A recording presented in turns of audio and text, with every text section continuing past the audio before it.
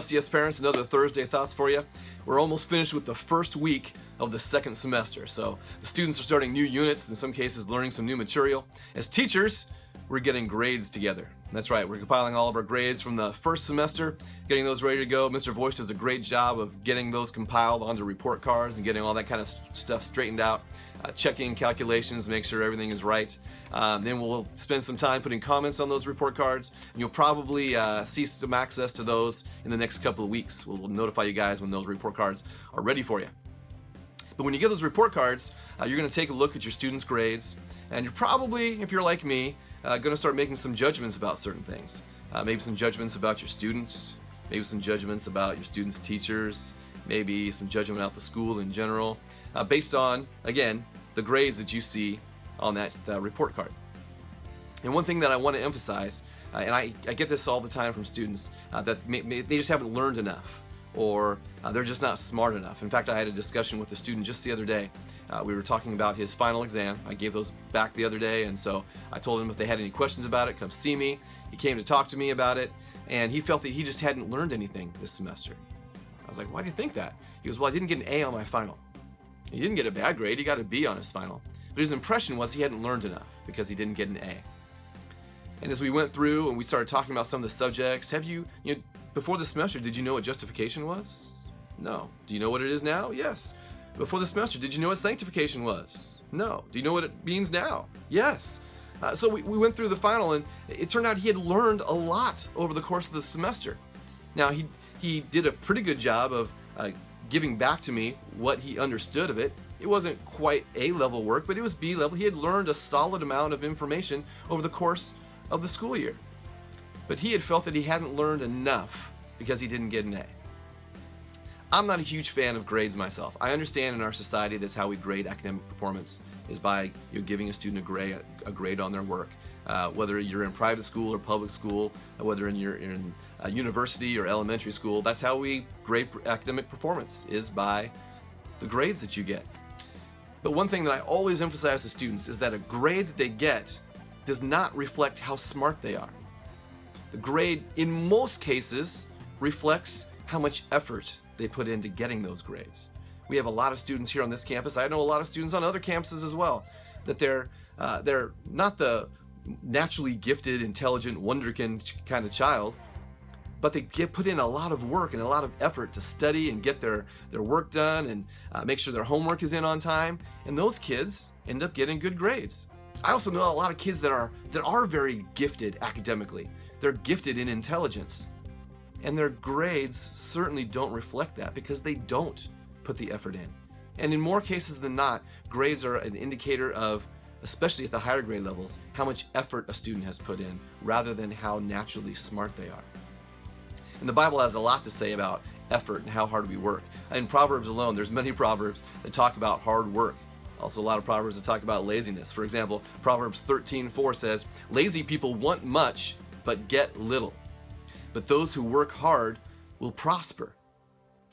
And that should be a verse that the kids are memorizing and reciting every single day. If you're lazy, you're going to want a lot, but you're not going to get a lot. But you will prosper if you work hard. And so if the grades that you see on your child's report card isn't exactly what you would hope those grades would be, look at the effort of your students. How much effort are they really given? I ask students all the time, how much time have you spent reading over the last week? And most of them will say, oh, maybe an hour or so. I then ask them, how much time have you spent watching TV or playing video games or any number of other things that, I'm not saying those things are necessarily bad, but when they're out of balance, they can negatively affect other things that we should be doing. So talk to your students about how much effort they're putting in. Just ask them, how much effort did you really put into this? How much effort did you put into your final? For example, on my finals, I gave the students all the questions that would be on their final. Now I gave them more, and I told them of this certain number of questions, 5 of those are going to be on your final for essay questions, but they had all the questions, so they had access to the material that was going to be on the final ahead of time. And you could tell the students that really studied because they had well thought out answers on their finals. And you can definitely tell the students that did not study because they did not have well thought out answers for their final. In some cases, students didn't have any answer, which is kind of crazy because they had all the questions ahead of time. It's about effort. And so that's one thing that I'm always looking for. How hard is this student working? How much do they really desire to become a better student? So that's something we want to try to teach them. We're never done learning. Throughout our life, I'm learning things right now. I'm actually taking a few courses right now, so I'm still learning even today. Students have to learn how to learn, and hopefully we're here to do that. We also want to make sure we're partnering with you as parents. We need to be a team, as in terms of a school, parents, and with the church as well. We want all three of those working together to bring up these students. And so however we can help you do that, please let us know. We love to dialogue with parents to find out how we can help you help your child learn. All right, a couple more things we've got coming up. In the first part of February, we've got two events that are kind of linked. And as you know, we're in re-enrollment time now for current students, and then we're coming up in February for new enrollment for students. And so at that first part of February, we're actually going to have an open house on February 9th here at the school that evening. You'll be getting more information about that in the emails, weekly emails that we send out. But we want to make sure that if you have any friends who are thinking about having their kids in Christian education, even if it's just kind of a small thought in their head, invite them to our open house on February 9th. We're going to have some postcards as well that we're going to have. We'd love for you to take those to your churches so that you can spread the news about our open house. And it's just an opportunity for parents to come, check out the school, meet some of the teachers, see what Fairfield Christian School is all about. And along with that, on February 5th, we're actually going to have a Pastor Appreciation Day. We're going to invite pastors from around town to come to school that day to attend our chapel that morning, Friday morning, February 5th. And then we'll talk to them a little bit about what we are as a school, what we teach as a school, all our various tenets, all our guidelines and policies. We'll have a chance to go into the classrooms and hang out and see what we do here. And then we're going to provide them lunch as well.